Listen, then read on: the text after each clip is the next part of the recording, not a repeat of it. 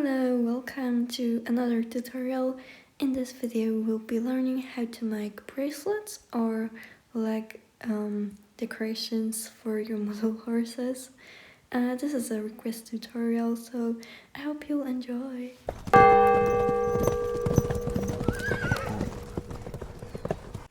So in this video we're gonna be doing 3 different types of decorations. So you're not gonna need all of those materials I'm showing right now, but this is just a quick overview so that you know what to expect. And now that's out of the way, let's jump right into the first design. So this one's gonna be a pretty simple beaded bracelet. And the first step is to make a small tiny loop at the end of your wire, and this loop is supposed to be really small, but it needs to be large enough to stop your beads from sliding off, so please consider the size of your beads. Now I'm gonna cut a very excessive amount of this wire, and you basically want to take the beads and you've got to thread them on the wire, which is pretty long process because they are so tiny. And you need to make sure that there is a perfect amount of them. I will show you how to fit it. So when you have around this amount of beads, then you can put it around the horse's leg. So it will basically just wrap around the leg, depending on where you want it to sit. On the horse's leg it might have different sizes.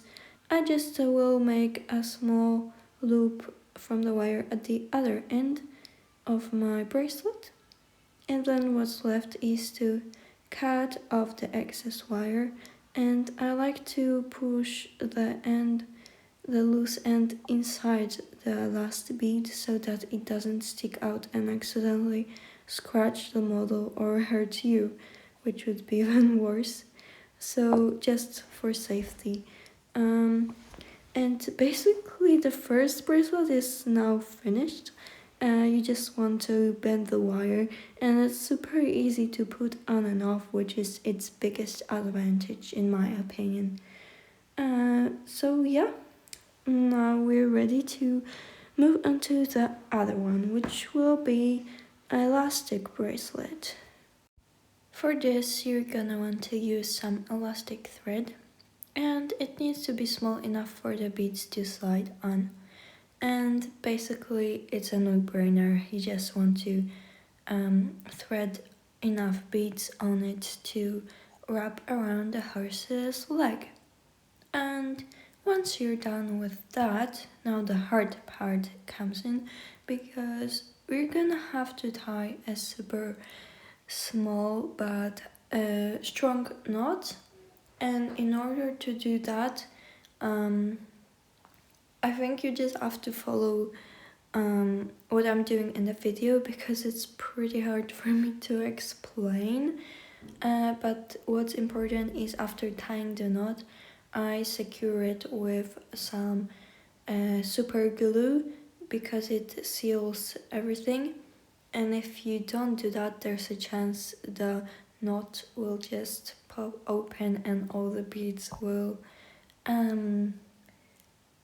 scatter around your room, which obviously we don't want that. So this type of bracelets looks more realistic, I suppose, but the downside is that it depends on the size that you made it.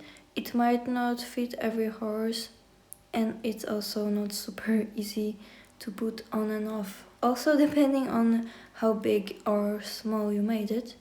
But I really like making these, though I have to admit tying the knot is extremely difficult, so please don't be harsh on yourself if you struggle with it. Now let's move on to the last one, which will be type of like a buckle bracelet, I suppose. For that I'm taking a long piece of thin leather. It can't be too thick because it will be very bulky. and it will just not look right. So I'm measuring roughly the circumference of the thigh.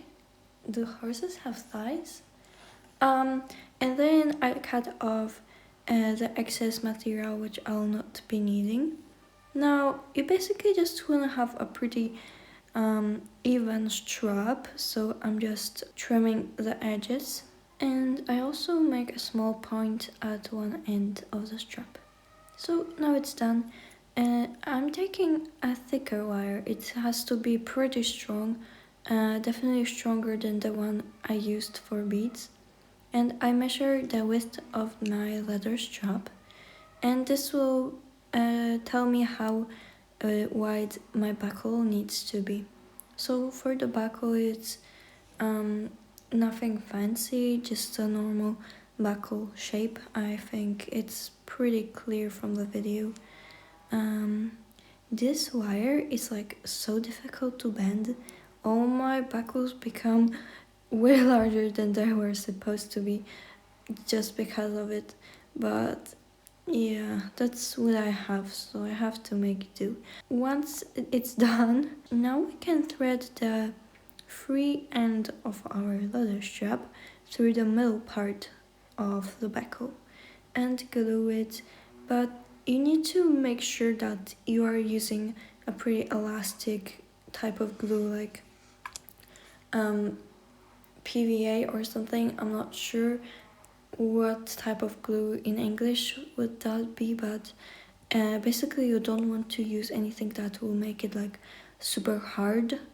Like super glue can sometimes make the fabric or leather be very rigid and hard, and this will definitely not help us. And once the glue is dry, you don't want to put wet glue on your horse. Okay.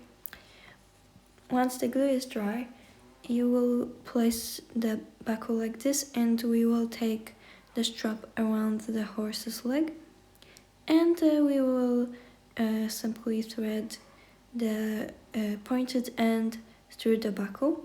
And to do that, you might need help of tweezers.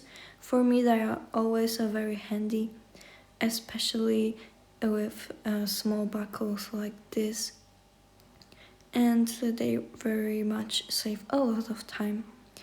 And basically you just have to adjust the tightness, and this should stay in place unless your leather was, well, leather should stick. If you used a very slippery ribbon or something like this, it might not be very strong tight, but otherwise I think it should be fine.